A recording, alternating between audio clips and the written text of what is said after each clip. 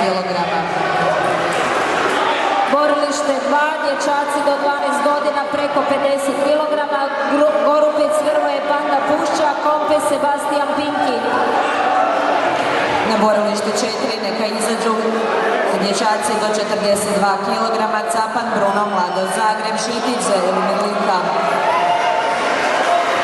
Na borilištu 4 neka se pripreme Abraham Ivan Mladost Zagreb, Horvatić Josip Panda. Neka se pripreme dječaci do 14 godina do 38 kg za borilište 2, Bosak Marko Lika, Straža Tin Mladost Zagreb.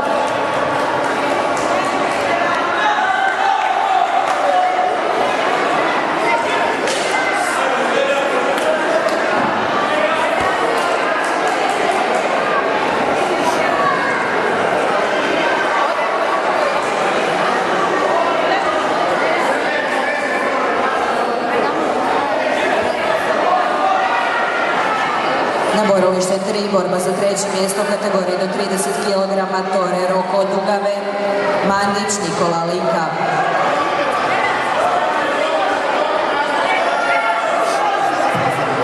Borilište 1, dječaci do 46 kg, Krešić Fran Black Belt, Kresić Hrvoje Pisarovina.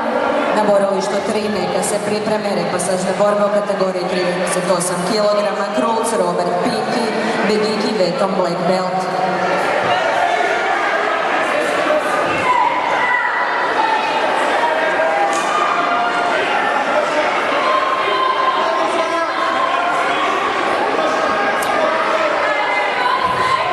Neka se pripreme na borilištu 1, Dumančić Franjo SSD, Vladić Lovra Mladost Zagreb.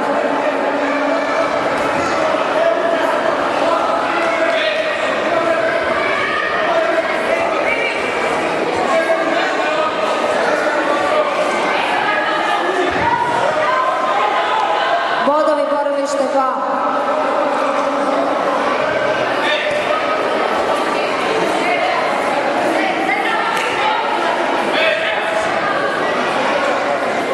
Borilište 2 neka izađu Bosak Marko Lika, Straža Tin Mladost, kategorija do 38 kg.